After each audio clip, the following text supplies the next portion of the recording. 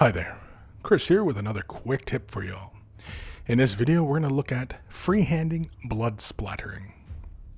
And so to serve as our example in this video, I'm going to use one of my Ogren Bokers from War Machine. He's got a nice big old halberd on him, and it's got a nice big flat surface, so it'll be nice to illustrate what we're going to be doing. And after hard days of work, for a Boker, he's going to have some blood on his weapon. So to get us started, we're going to use some Mephiston Red and some Abaddon Black with a little bit of thinner as well. And so I'm just going to lay a little bit of the Mephiston Red down and a little bit of the Abaddon Black. Now you can see here I start off with just what's left on the bristles of the brush, and I begin mixing it into the Mephiston Red. And I'm not quite happy with how it goes. Now in the upper right corner, you'll see I've got like a 3-to-1 mix ratio.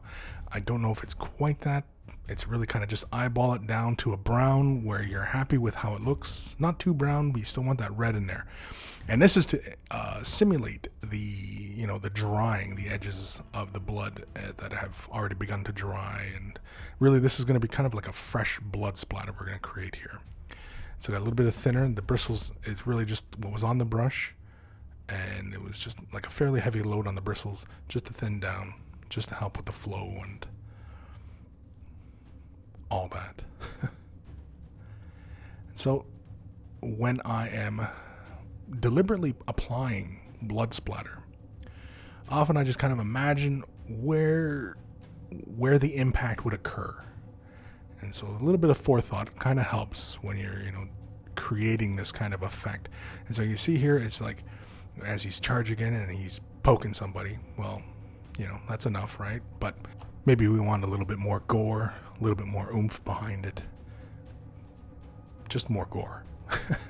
We don't do enough gore, and so we're going to apply this to the blade.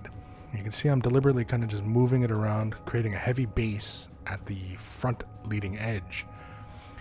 And you can see here, all I'm doing is I'm creating kind of like a circle and then drawing it towards the mass of the gore. And that's just to represent like big globules that have impacted and leaving that little streaking trail in behind. That's what we're simulating with that. Also the patterning in which I'm doing the splattering on the blade is more like how he's positioned on the model, as he's kind of like, he's charging it and he's thrusting this at people, and it's just for effect, And then once we have the big shapes down, then we come in and start laying in some tiny, tiny little splats around the blade. And this is just to represent the, the splattering and the spray and what have you. Just being very careful and just trying to be as random as possible, but trying to maintain control over what I'm doing.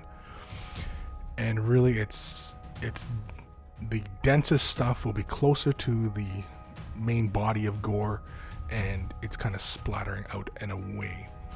And you can see I just kind of hit some of those spikes and deliberately hit where the halberd blade is mounted to the staff, and kind of deliberately hit that edge.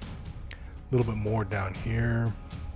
You can see here we're just creating a little bit more, kind of like, to simulate how it would be spraying, and so it would hit those leading edges, almost like highlighting and all that fun stuff. Mephiston Red is next. Straight out of the bottle. A little bit of thinner on the brush, not too much, as we want to maintain control, and we don't want the paint to get away on us, and we're just directly applying this, and we're just randomly creating kind of depth as we're simulating where the gore is heaviest. And so the little droplets that we have, we're concentrating more red on that and then drawing it in towards the main body of it. As you can see here, we're just creating little streaks and lines, and of course we'll go around and deepen up some of them little splatters that we had created. It's relatively straightforward. Have lots of fun when you're doing it. You don't see enough models with gore on them, often because it's rather situational. I mean, he's always going around with gore on his blade. Like, I don't think so. Sometimes he'll clean it off. Sometimes it's rusty. Who knows, right? But either way, this guy's got blood on his halberd. And so you can see we're just, again, going around creating that splattering. Next is some Evil Sun Scarlet. Again, we're just laying it onto the palette, using our fine detail brush. Like, just the dampness on the bristles is what thinning it down a bit, just to help a little with flow. And here we're being very selective as to where we're applying this red, as this is where it'll be the thickest concentration of gore, where it's brightest and it's fresh and it'll still be wet, and that's what we're simulating with this, applying this color. And so really we're just applying it right into the heaviest points of where the gore is splattering across the blade.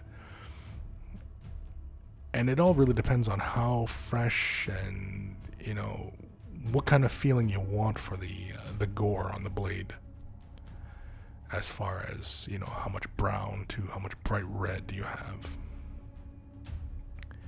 And that's about it. That's the gore. But it's kind of dry looking, right? So we go in with some Ard Coat or gloss varnish.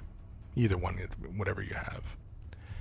Just load our brush up a little bit. Not too heavy, of course, because we don't want... Well, I guess if you really want it to be really kind of drippy, I suppose you could create that.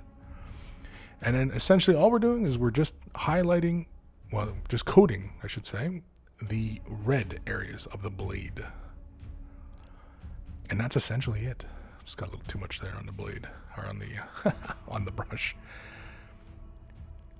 And you just basically follow around what you had previously done with the blood, just to make it look fresh and gory.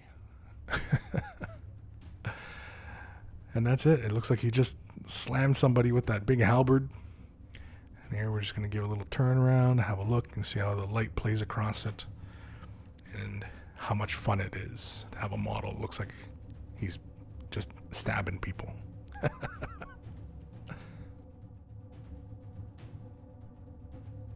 And so hopefully you found that quick tip video informative and useful. For the next quick tip video, leave a comment below, or if somebody beats you to it, give that comment a thumbs up. And we'll see you in the next video. Happy wargaming.